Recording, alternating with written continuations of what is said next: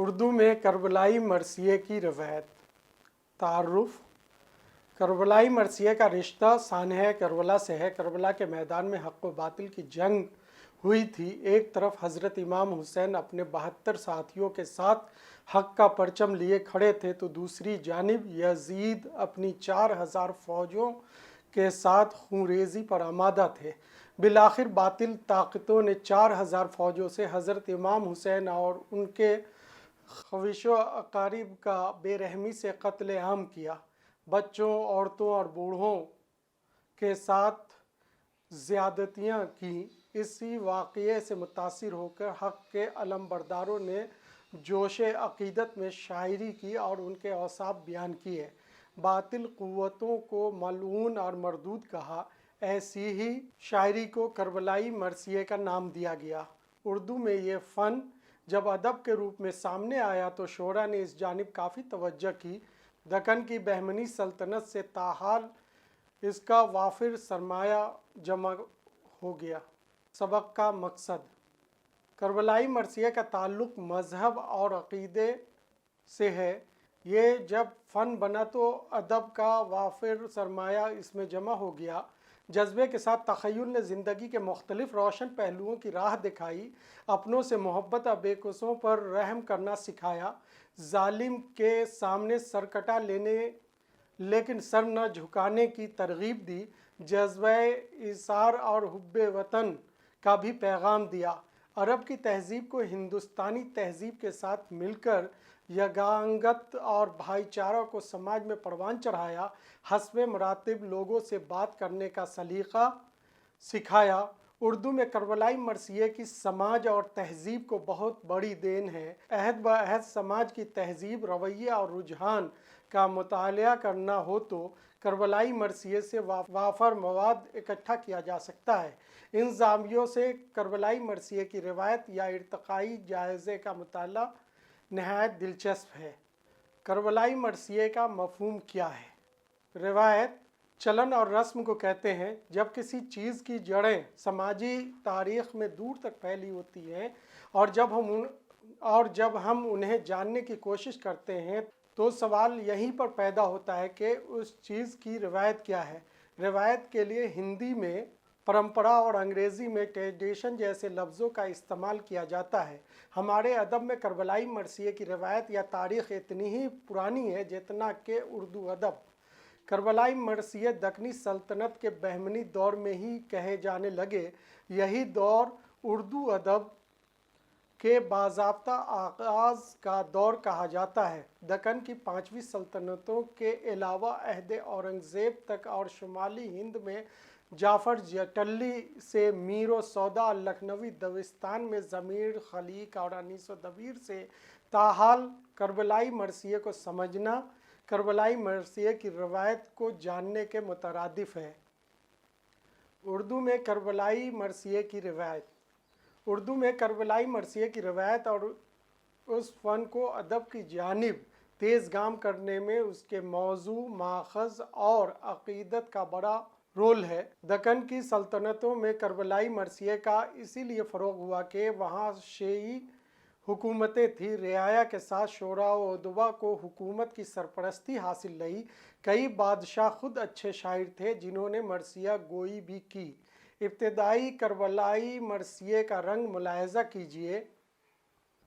مرثیہ ایسا ہے تو نے یہ کہا، جس سے حاصل ہو دوجک کا مرتبہ، ہے یقین دل پر میرے روز جزا، تجھ کو بخشا دیں گے شاہ تاجدار۔ اس ماخذ عقیدت کے انکشاف کے ساتھ دکن کی بہمنی سلطنت میں اشرف بیابانی کے نوسرہار سے کربلائی مرثیے کی ابتدا ہوتی ہے۔ یہ مرثیہ مثنوی کی حیت میں ہے۔ تاریخ بتاتی ہے کہ مرثیے کا وجود عرب تہذیب کی دین ہے۔ عرب سے اس کا سفر ایران کی جانب ہوا اور ایران سے براہ فارسی ہندوستان آیا اور ہندوستان میں مرثیے کا پہلا شاعر اشرف بیابانی پیدا ہوا۔ عادل شاہی سلطنت کے دوسرے بادشاہ محمد عادل شاہ کے دور میں مرثیے کی روایت کو مزید فروغ حاصل ہوا۔ مرثیے میں رزمیہ پہلو اسی دور میں پیش کیے جانے لگے۔ اسی دور میں کمال خان رستمی نے فارسی مثنوی خاور نامہ کا اردو ترجمہ کیا۔ مثنوی کی حیات کے اس مرثیے میں حضرت علی کی لڑائیوں کا بیان ہے، جس میں رزمیہ پہلو بکثرت پایا جاتا ہے۔ اس دور میں کربلائی مرثیہ گوئی میں ملک خوشنود کو بھی شہرت ملی۔ عادل شاہ ثانی بھی مرثیے کا اچھا شاعر تھا، جو شاہی اور شہی تخلص کرتا تھا۔ ڈاکٹر زور نے اپنی کتاب اردو شہ پارے میں ان کے مرثیوں کا ذکر کیا ہے۔ نصرتی اور ہاشمی بھی اہم مرثیہ نگاروں میں شمار کیے جاتے ہیں۔ دکن کے ابتدائی مرثیہ نگاروں میں مرزا بیجاپوری کا نام تاریخ نویسوں نے خصوصیت کے ساتھ لکھا ہے۔ یہ خالص مرثیہ گو شاعر تھے۔ مرزا بیجاپوری کو یہ اولیت حاصل ہے کہ اس نے سب سے پہلے مربع کی حیات میں کربلائی مرثیہ لکھا۔ نمونہ ملاحظہ کیجیے: دیا زہر پانی میں یا ظالماں، سلاگا کلیجے کو جا کر تدھا، جگر ٹوٹ حسن کا پڑا بے گماں، مدینے کے باسی پہ ایتا ستم۔ عادل شاہی سلطنت کے بعد گولکنڈہ میں قطب شاہی دور میں بھی کربلائی مرثیے کا خاصا فروغ ہوا۔ قطب شاہی خاندان بھی شیعی تھا، اس لیے اس دور میں عزاداری اور مرثیے کا فروغ فطری عمل تھا۔ محمد قلی قطب شاہ خود ایک قادر الکلام شاعر تھا۔ ان کے دیوان میں کربلائی مرثیے کثرت سے ملتے ہیں۔ محمد قلی قطب شاہ کے دربار میں ملا اسد اللہ وجہی نے اپنی شاعرانہ ہنرمندی میں کافی شہرت پائی۔ انہیں مثنوی نگاری اور نثر نگاری میں ید طولہ حاصل تھا۔ انہوں نے عزاداری کے مقصد سے بہت سے مرثیے کہے۔ اس دور کا دوسرا اہم مرثیہ نگار غواصی ہے۔ اس دور میں مرثیے میں عزاداری ماحول کا جز بن گئی تھی۔ مجلس عزا کے سجانے میں ہر فرقے کے لوگ ساتھ ساتھ ہوتے تھے۔ یہ بزم سرکاری بزم ہوتی تھی۔ ہندو اور مسلمان سب اس ماتم میں شریک ہوتے تھے۔ یہ ماحول عبداللہ قطب شاہ کے عہد 1625 تک اپنے عروج کو پہنچ گیا۔ اسی دور میں کاظم علی کاظم جیسے مرثیہ گو کو شہرت حاصل ہوئی۔ غلام علی لطف نے اسی دور میں مثنوی کی حیات میں طویل کربلائی مرثیہ ظفر نامہ لکھا۔ اس مرثیے میں 5,500 اشعار ہیں، جس میں حضرت امام حسین کی لڑائیوں کا ذکر ہے۔ یہ مرثیہ 1683 میں لکھا گیا۔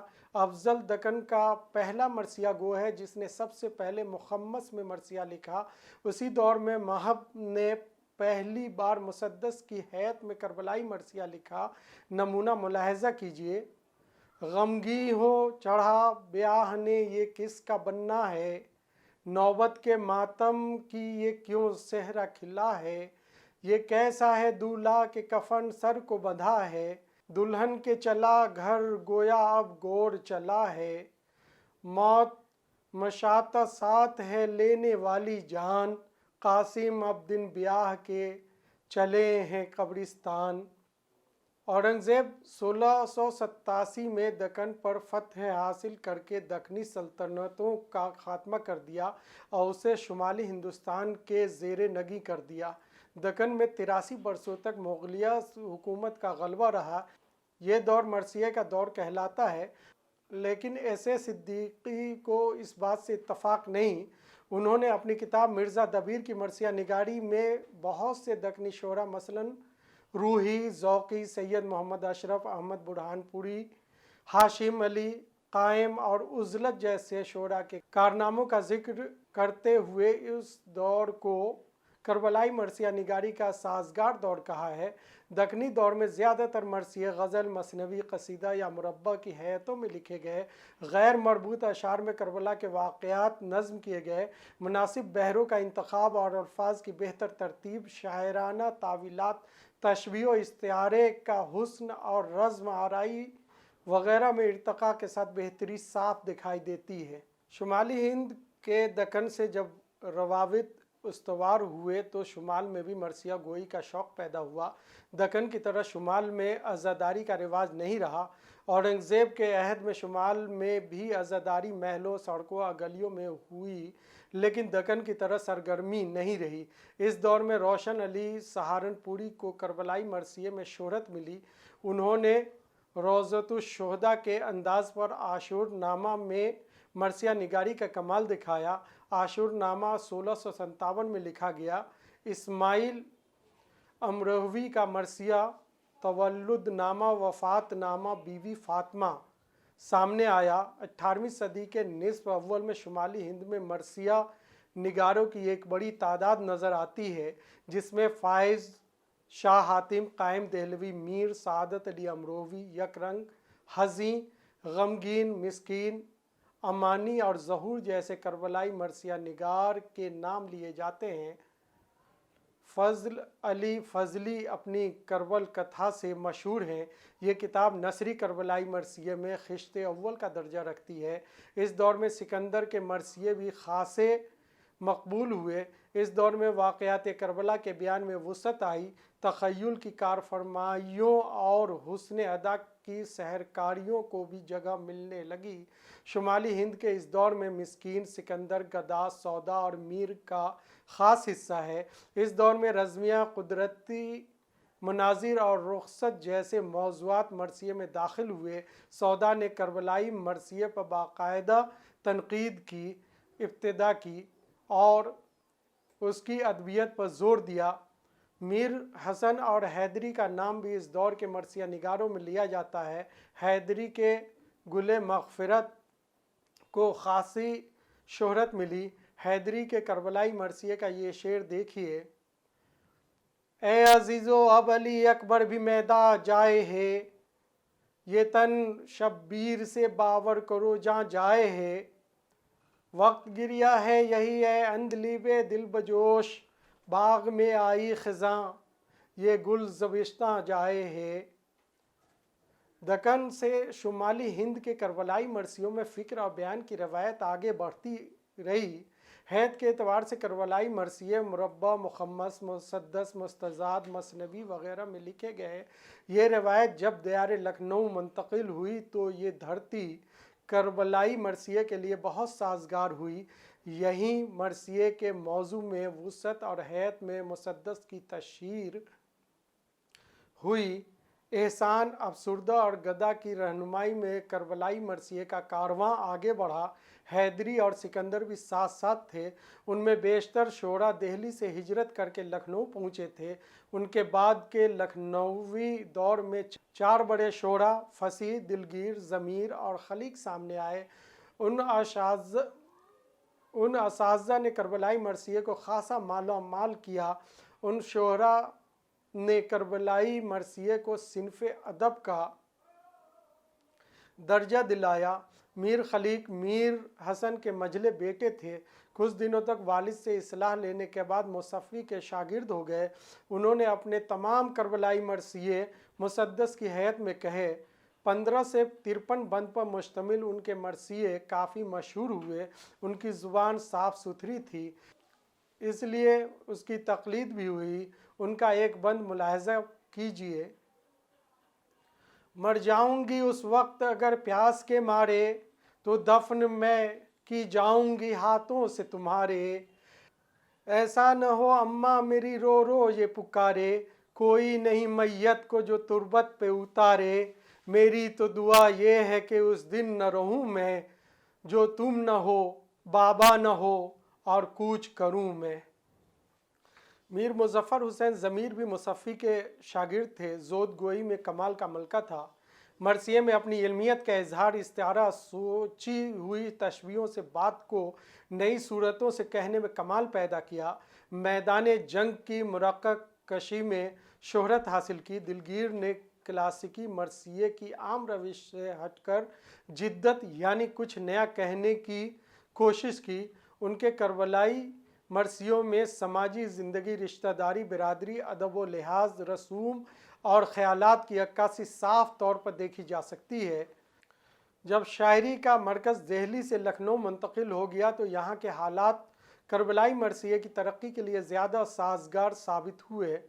ایک طرف مرثیے کے موضوع میں وسعت پیدا ہوئی تو دوسری جانب اس کی حیت میں بھی ایک بڑا انقلاب آیا۔ مربع سے مخمس اور مخمس سے مسدس کی شکل نے بڑی شہرت حاصل کی۔ مرثیے نے ترقی کی یہ منزل احسان افسردہ اور گدا کی رہنمائی میں طے کی۔ حیدری اور سکندر کا نام بھی لکھنؤ کے اس ابتدائی دور میں آتا ہے۔ یہ دہلی کے آخری دور کے مرثیہ گو ہیں جو ہجرت کر کے لکھنؤ چلے گئے اور وہاں کربلائی مرثیے کی بزم آراستہ کی اور اس کے مستقبل روشن کیے۔ یہی وہ دور ہے جس میں لکھنوی دبستان میں 4 بڑے سرما، فصیح، دلگیر، خلیق اور ضمیر پیدا ہوئے۔ انہیں کربلائی مرثیہ نگاری میں اساتذہ کی حیثیت حاصل ہوئی۔ فصیح، خلیق اور ضمیر کا تعلق تو خاص شیعی گھرانے سے تھا، ان میں دلگیر ہندو گھرانے سے تعلق رکھتے تھے، لیکن ان کی مرثیہ نگاری کا مزاج مسلم شیعی گھرانے سے اس قدر استوار ہے کہ ان کی سوچ اور تہذیب پر بڑے بڑوں نے رشک کیا ہے۔ انہوں نے مرثیے میں رسول کے گھرانے کو اپنے عہد کے شرفاء کے ایک مشترکہ خاندان کی صورت میں پیش کیا ہے۔ ان کی سماجی زندگی، رشتہ داری، برادری، ادب و لحاظ، رسوم اور خیالات ابھر کر سامنے آئے اور مرثیہ صرف اظہار غم تک ہی محدود نہ رہ کر نفسیات، رد عمل اور احساسات کے زاویے سے انسانی زندگی کا عکس بن گیا۔ دلگیر کے یہاں تہذیبی شعور کی ایک مثال ملاحظہ کیجیے۔ آدھا کو کھانا کھاتے جو تم دیکھو کبھی، تو منہ کو پھیر لیجیو اے میری لاڈلی۔ گر مقتضائے سن سے نہ مانے تمہارا جی، تو دل میں یاد کیجیو حالت حسین کی۔ ہر چند عمر چھوٹی ہے اور بھوکی پیاسی ہو، پر دل میں یہ تو سوچو کہ کس کی نواسی ہو۔ فصیح نے بھی کربلائی مرثیے کو اپنی فکر کے جواہر سے آراستہ کیا۔ یہ ناسخ کے شاگرد تھے، ان کا کلام بھی دلگیر اور ضمیر کے رنگ میں ہے، لیکن ان کے مرثیے کی تعداد ان دونوں سے کم ہے۔ وجہ یہ ہے کہ فصیح ترک وطن کر کے مکے میں حج کو گئے اور وہیں رہ گئے۔ فصیح کو جذبات نگاری یا واقعہ نگاری میں ید طولہ حاصل تھا۔ نمونہ دیکھیے۔ روایت ہے کہا یوں شہ سے آ کر بو تمامہ نے، کہ یا حضرت زوال شمس کے اوپر نظر کیجئے، تمنا ظہر کے پڑھنے کی ہے رن میں جماعت سے، نماز آخری پڑھ پڑھ کے پھر تلواریں کھائیں گے، کہاں پھر یہ جماعت اور کہاں تم سا امام آقا، کہاں پھر یہ سجود اور یہ قعود اور یہ قیام آقا۔ اس دور کو تعمیری دور اس لیے کہا جاتا ہے کہ اسی دور میں کربلائی مرثیے کا ایک پختہ ڈھانچہ تیار ہوا۔ عزاداری کے انہماک سے مرثیے میں وسعت پیدا ہوئی، لمبے مرثیے کہے جانے لگے، سامعین کے مذاق سخن کے اعتبار سے ادبی محاسن اور شاعرانہ نزاکتیں پیدا کی جانے لگیں، مضمون آفرینی، مناظر اور واقعات کے بیان میں اندرونی ربط اور گہرائی پیدا ہوئی۔ اس دور کے شمالی ہند میں اور بھی مرثیہ نگار ہیں، مثلاً رند، مجذوب، قائم، میر غلام حسین، عظیم آبادی، راسخ عظیم آبادی اور جرت لکھنوی وغیرہ۔ یہ دور کربلائی مرثیے کا تعمیری دور کہلاتا ہے۔ اسی دور میں مرثیے کے اجزائے ترکیبی بھی طے کیے گئے۔ چہرہ، سراپا، رخصت، آمد، رجز، جنگ، شہادت اور بین اردو کربلائی مرثیے کو اسی دور کی دین ہے۔ غرض اس دور میں مرثیے کی وہ بنیاد قائم ہوئی جس پر چل کر انیس و دبیر جیسے شعراء نے ایک عالیشان عمارت تعمیر کی۔ دبستان لکھنؤ میں کربلائی مرثیے کو خصوصاً 2 شعراء میر انیس اور مرزا دبیر نے اوج ثریا تک پہنچایا۔ میر انیس نے کربلائی مرثیے کا پایہ اتنا بلند کیا کہ اس دور کی دوسری صنف بے وقت نظر آنے لگیں۔ انیس نے کربلائی مرثیہ نگاری کو اتنی وسعت دی کہ اس میں طرح طرح کے مضامین کی گنجائش نکل آئی۔ انسان کی پوری زندگی گویا مرثیے میں سما گئی۔ انسانی برتاؤ، جذباتی رد عمل، خوشی، غم، شجاعت و دلیری، سخنوری اور احساسات کی کشمکش رونما ہوئی۔ نفسیاتی رد عمل میں بھی کمال حاصل کیا۔ تاثرات کے بادشاہ تسلیم کیے گئے، وجدان کی تعمیر ہو یا انسانی اخلاق کی تکمیل، سکون قلب کی تحصیل ہو یا کسی پیغام کی تبلیغ، غرض شاعری کی جتنی تعویلیں اور تعریفیں کی گئی ہیں وہ انیس کے مرثیے میں موجود ہیں۔ زبان میں لفظوں کے برمحل استعمال، محاورے اور ترکیبوں کا خاص خیال رکھا، تبھی تو انہوں نے کہا: تعریف میں چشمے کو سمندر سے ملا دوں، قطرے کو جو دوں آب تو گوہر سے ملا دوں، ذرے کی چمک مہر منور سے ملا دوں، خاروں کو نزاکت میں گلے تر سے ملا دوں، گلدستہ معنی کو نئے ڈھنگ سے باندھوں، ایک پھول کا مضمون ہو تو 100 رنگ سے باندھوں۔ حضرت امام حسین اور خانوادہ حسین کی اخلاقیات اور انسانیت میدان جنگ میں بھی کیا تھی؟ انیس نے اس کا مرقع کچھ اس طرف کھینچا: تم کون ہو حسین ہے مختار خشک و تر، ان کے سوا ہے کون شہنشاہ بحر و بر، دیکھو فساد ہوگا بڑھو گے اگر ادھر، شیروں کا یہاں عمل ہے تمہیں کیا نہیں خبر، سبقت کسی پہ ہم نہیں کرتے لڑائی میں، بس کہہ دیا کہ پاؤں نہ رکھنا ترائی میں۔ مرزا دبیر نے بھی میر انیس کے ہم پلہ کربلائی مرثیے کو فروغ دیا۔ شبلی نے موازنہ انیس و دبیر لکھ کر آنے والی نسلوں کے دل و دماغ میں ایسی باتیں بھر دی کہ لوگ آج بھی انیس کو دبیر پر فوقیت دے رہے ہیں۔ زبان کی سادگی میں انیس کا کمال نہیں، لیکن صرف سادگی تک ہی شعری ہنر مندی موقوف نہیں، آگے بھی بہت کچھ ہے۔ انیس و دبیر ایک مقام اور ایک ہی دیار میں 1804 سے 1874 کے درمیان کربلائی مرثیے میں اپنے جوہر دکھائے۔ ایک وقت تھا کہ دبیر کو انیس پر فوقیت حاصل تھی۔ لکھنؤ کے جس دور میں مرزا دبیر کی شاعرانہ صلاحیتوں کی نشو و نما ہوئی، عربی، فارسی، شعر و ادب اور علوم و فنون کے درس و تدریس کا اثر ان پر زیادہ ہوا۔